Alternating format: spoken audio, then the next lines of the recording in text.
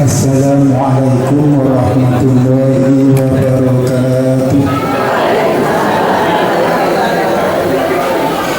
A'udzubillahi minasyaitonir rajim. Bismillahirrahmanirrahim. Alhamdulillahi rabbil alamin. Wa bihi nasta'inu 'ala umuri dunya waddin. Asyhadu an la ilaha illallah wahdahu la syarika lah, al-malikul haqqul mubin. Wa asyhadu anna Muhammadan abduhu wa rasuluh, sadiqul wa'dil amin.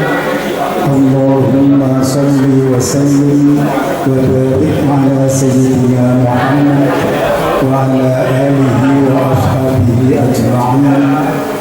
La hawla wa la quwwata illa billahil aliyyil azim. Amma ba'du. Hadirin wal hadirat, kaum muslimin wal muslimat, alumni PGA Surakarta tahun 1975 rahimahullah. Marilah kita senantiasa memanjatkan syukur alhamdulillahirabbil alamin kehadiran Allah Subhanahu wa taala yang telah melimpahkan berbagai karunia kepada kita. Dan marilah kita selalu memohon kepada Allah, mudah-mudahan dengan karunia-karunia Allah ini kita diberi kebahagiaan hidup sejak di dunia ini sampai di akhirat nanti. Salawat dan salam semoga senantiasa Allah limpahkan kepada Nabi Muhammad sallallahu alaihi wasallam, kepada para keluarga beliau, para sahabat beliau, para pengikut setia beliau. Dan kita memohon kepada Allah, mudah-mudahan kita termasuk pengikut setia Rasulullah sallallahu alaihi wasallam yang selamat dunia akhirat. Amin ya rabbal alamin. Hadirin wal hadirat rahimakumullah, sebelum saya menyampaikan uraian singkat, perkenankan saya mengenalkan diri, karena terus terang saya bukan alumni PGA Negeri Surakarta. Saya kenalkan, nama saya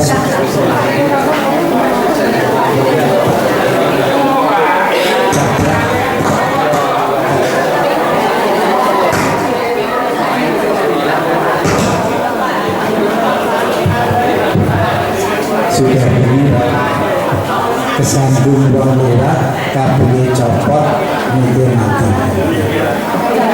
Nama Suyadi, kelahiran Desa Panen, Kecamatan Pejoganan, Kabupaten Tulungagung, Jawa Timur. Kemudian sebelum ke Salah, sebelum ke Solo, alumni PGA 6 tahun Desa Sadar Sriwijaya, Kecamatan Labuan Marundai, Kabupaten Lampung Tengah, Provinsi Lampung. Kemudian ke Solo, nggak pulang-pulang. Itulah bedanya itu.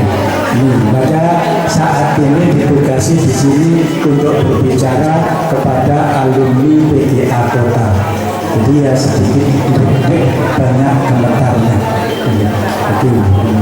Baiklah, selanjutnya sedikit tentang halal bihalal saya buat atau saya ambil dari pendapatan yang saya dapati dari Semarang, yakni kalimat mengapa harus ada halal bihalal. Jawabnya pertama, karena halal bihalal itu termasuk fitrah manusia. Halal bihalal itu fitrah manusia dalam artian begini.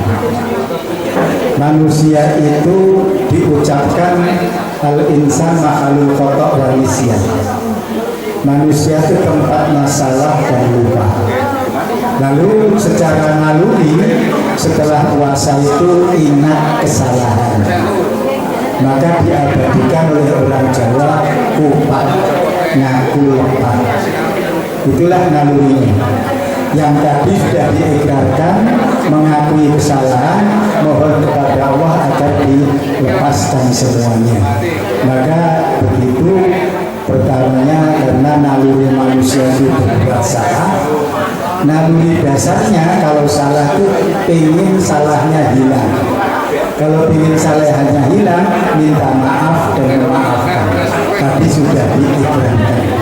Nah, mudah-mudahan kita bersih semua, kembali kepada fitrah. Jadi sebetulnya terjadinya halal bihalal setelah sholat Idul Fitri.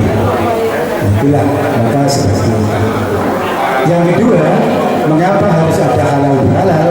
Karena halal bihalal itu termasuk ukhuwah insaniyah, atau pengawetan persaudaraan, atau silaturahmi.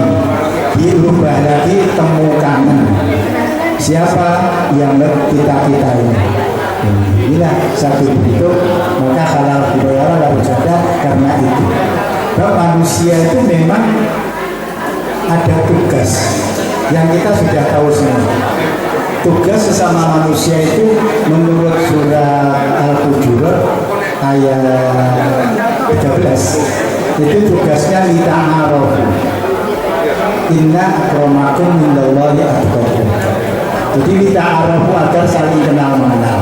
Maka saya mulai dari perkenalan, kita sudah berkenalan, maka dari kenal mengenal itu saling tolong menolong, saling bantu membantu, termasuk tolong menolong, minta maaf, memaafkan, bantu membantu. Sudah ada tadi, ada yang bingung di jalan tanya lalu ditunjukkan dan lain sebagainya. Betul. Jadi mungkin yang datangnya terlambat karena terlalu banyak bertanya. Umpama saja. Yang datangnya, oh betul bu ya, betul. Ini kenapa rumah teman kita di sini? Jalannya sebenarnya hanya belok 2 kali, ke kiri dan ke kanan. Jadi beloknya nggak banyak, hanya ke kiri dan ke kanan. Sudah, maka akhirnya ketemu juga. Inilah. Sehingga dalam artian itu menjalin ukhuwah, menjalin persaudaraan itu merupakan satu naluri manusia juga. Sehingga perlu Idul Fitri itu kembali. Kembali fitri itu katanya diterjemahkan lahir atau fitrah. Ada yang mengatakan kembali ke tempat lahir. Bahasa lainnya mudik.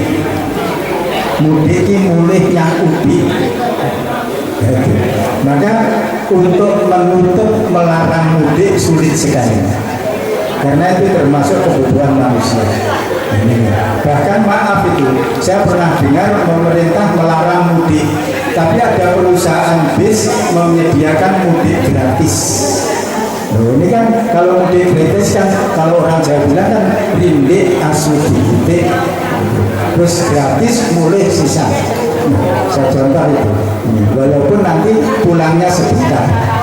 Kalau kita kakek-kakek, nenek-nenek ini sudah merasakan duit buku nih Jakarta mulai tekan dulu gawe di konangan ragelem mau dolanan HP karo ngejak bapake Pak indikane kan pantai monggo padahal Indomie bayar setengah jam lho ngene kira-kira ning pantai pirang menit suwi di antaranya tapi ya itulah kejadiannya. Jadi maka halal bihalal diperlukan karena untuk sambung merasa, temu kangen, kumpul-kumpul. Mungkin seperti yang saya alami hari Sabtu kemarin, ada tambah saudara. Kenapa? Karena Pak Lid mantu dikenalke karo mantune senengan. Jadi kan tambah saudara juga. Ini perlu tahu. Maka seperti itulah dalam artian. Yang ketiga, mengapa harus ada halal bihalal? Karena halal bihalal termasuk refreshing, termasuk hiburan. Jadi manusia itu kadang-kadang perlu hiburan. Seperti tadi sudah dihibur oleh penyanyi, juga oleh Bapak Ketua yang bisa nyanyi juga. Nyanyinya malah lagu tahun berapa Allah. Ini diantaranya itu. Jadi kalau nggak salah goblok atau siapa yang nyanyi ini. Mbah Singga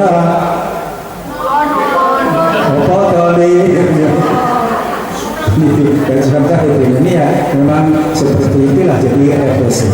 Termasuk tempat-tempat rekreasi pada musim ini itu lebih ramai dibanding musim yang lain.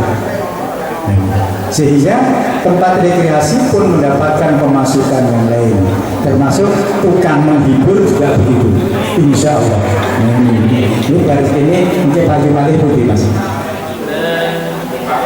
Nah, kita juga sudah refreshing untuk menghibur bapak-bapak yang sedang berhibur, ibu-ibu yang sedang berhibur. Hadirin kira-kira rahimahumullah itu. Karena halal bihalal itu terjadi di bulan Syawal. Nah, di sini kita perlu koreksi dulu. Syawal itu terjemahan lainnya irtifa. Irtifa itu meningkat. Meningkat dari mana? Dari gembelengan bulan Ramadan. Nah, kira-kira kita meningkat atau tidak? Sebab pernah ada yang menyindir begini. Di bulan Ramadan semangat, lepas Ramadan istirahat. Nah, kita tambah semangat atau sedang istirahat? Istirahat. Kalau yang semangat insya Allah itu hari-hari ini sudah khatam Al-Quran lagi. Sudah khatam atau melihat saja belum? Sudah khatam belum, tapi sudah mengulang lagi. Sudah. Kalau kawan saya itu kira-kira istirahat. Itu maaf ada ibu kawan saya waktu bekerja di SMA Negeri 2 Sukoharjo, yaitu Ibu Siti Amriah. Contoh itu kawan saya. Itulah. Hadirin kita rahimahullah, yang perlu kita tingkatkan, walaupun sudah ada pasti meningkat. Yang pasti meningkat adalah jumlah usia kita. Saat ini mungkin nanti akan meningkat 1 hari, besok 2 hari, dan seterusnya dan seterusnya. Ini jelas usianya meningkat. Tapi kekuatannya meningkat atau tidak? Menurun. Seperti saya ditawari duduk atau berdiri, pilih duduk. Dibanding ngadep tekan duduk. Saya bercerita itu kan. Maka dengan demikian perlu ditingkatkan. Lalu apa yang perlu ditingkatkan dari pengalaman Ramadan, yaitu ibadah kita. Kira-kira ibadah kita meningkat atau belum, kita sendiri yang merasakan. Baik meningkat jumlahnya maupun meningkat mutunya. Karena waktu Ramadan itu kita kadang-kadang menghitung jumlah sholat tarawih. Satu lama sama lain berbeda. Anak-anak muda disuruh mengikuti masjid yang tarawih 11 dengan yang 23. Kira-kira kebanyakan milih yang mana? 11. Yang tua-tua? 11. Satu contoh itu. Jadi memang manusia itu lucu. Kalau tugas milih jumlah sedikit, tapi kalau kenaikan gaji termasuk honor ya, UMR naik, UMR naik. Nah, kalau naiknya UMR itu didukung oleh hutang enggak ya? Wallahu a'lam. Itulah, jadi usia jelas naik, ibadah perlu dinaikkan, baik naik jumlahnya maupun mutunya. Naik jumlahnya umpama itu sehari semalam sholatnya wajib dan sunnah 40 rakaat menjadi 50. Kalau meningkat mutunya tambah khusyuk. Nah, kira-kira sholat kita tambah khusyuk atau tambah ngebut? Biasanya begini, kalau jamaah agak lama, kalau sendiri lebih cepat. Ini bukan rahasia. Ini saja contoh. Inilah perlu ditingkatkan. Kemudian yang kedua yang perlu ditingkatkan adalah belajar kita. Kita walaupun sudah pensiun, menurut aturan agama masih tetap wajib belajar. Karena Nabi mengatakan, "Utlubul ilma minal mahdi ilal lahdi." Tuntutlah ilmu pengetahuan dari lahir sampai mati. Bahasa kasarnya, asal belum mati masih wajib belajar. Untung perintahnya begitu. Umpama perintahnya wajib sekolah, repot. Karena sekolah mahal. Kalau belajar tidak mahal. Dan langkah belajar menurut tuntunan Al-Quran itu hanya 5 langkah. Pertama membaca, kedua menulis, ketiga mendengarkan, keempat bertanya, kelima meneliti. Udah, itu aja belajar itu. Nah, kita membaca sudah diberi modal mata, menulis sudah diberi modal tangan, bertanya sudah diberi modal mulut, lalu meneliti sudah diberi modal semuanya. Membaca, menulis, mendengar, bertanya, nanti menyimpulkan. Iki sing ngomong rojoknya ini wong endi to? Oh, cah Lampung. Nah, kesimpulannya kan cah Lampung gitu. Ini kan hasil penelitian. Itu sebodoh apapun manusia bisa melakukan kelima-limanya itu. Satu contoh, maaf, di tempat tinggal saya sekarang di Waringin-Bojo, RT 8 RW 20, Gang Walet nomor 26, Cemani, Grogol, Sukoharjo. Itu ada anak, menurut kebanyakan orang dikatakan kurang sakon. Anak yang kurang sakon itu kan ya tidak lengkap gitu. Tapi bisa meneliti itu. Satu contoh, hasil penelitiannya ditimpakan pada saya. Begitu saya ke masjid, dia berhentikan saya. Ustaz, saya tanyakan, apa?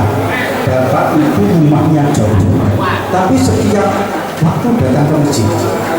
Lalu ini yang pojokan ini dekat masjid kan nggak pernah ke masjid. Apa sebabnya? Itu kan hasil meneliti ini. Jadi kita semua meneliti bisa. Maka dengan demikian belajar diberikan tugasnya oleh agama sampai mati. Asal belum mati kita wajib belajar. Lalu yang kita pelajari apa? Yang pedoman hidup, Al-Quranul Karim dan hadis-hadis Nabi serta penjelasan-penjelasan para ulama. Maka kalau kita digembleng membaca Al-Quran di bulan Ramadan, harus kita tingkatkan selepasnya dan seterusnya sampai akhir hayat kita masing-masing. Yang ketiga yang perlu ditingkatkan adalah sedekah. Sedekah kita apa saja. Nabi sudah memberitahukan sedekah harta bisa, ilmu bisa, tenaga bisa, sikap bisa. Bahkan kalau tidak punya apa-apa, kata Nabi, tabassumuka ila wajhi akhika bahwa sedekah. Senyummu kepada saudara-saudaramu termasuk sedekah. Nah, ini khusus buat ibu-ibu. Ibu-ibu nek blonjo karo bakul sayur sing keliling utawa pedagang-pedagang kecil itu kok nenyang, berarti mau sedekah. Ning nek ora nenyang langsung dibayar, kuwi wis sedekah. Berarti ini bakul kuwi diwehke niku sedekah. Nek nenyang wis nenyangin ripil kae, itu ora nyenengke. Maka kalau ibu sedekah gampang, tuku-tuku rasa dinyan, istrinya niate punjulane bagine bakul wis sedekah itu ya gampang. Nah itu ditingkatkan. Maka sedekah dengan harta silakan, dengan ilmu pengetahuan silakan, dengan tenaga silakan. Termasuk tadi saya juga alhamdulillah bisa sedekah dengan seseorang itu juga sedekah pada saya. Saya tanya, Pak, di Sonjogon niku pundi? Nah dia jawab, niki ngaler, niki gapura ngetan. Alhamdulillah sebelum ngetan wis bisa dakoi kanca liyane. Ngetan kene wae bareng aku, alhamdulillah. Kan ini sudah sedekah kalau itu alhamdulillah. Jadi saling meringankan dalam artian sesama manusia.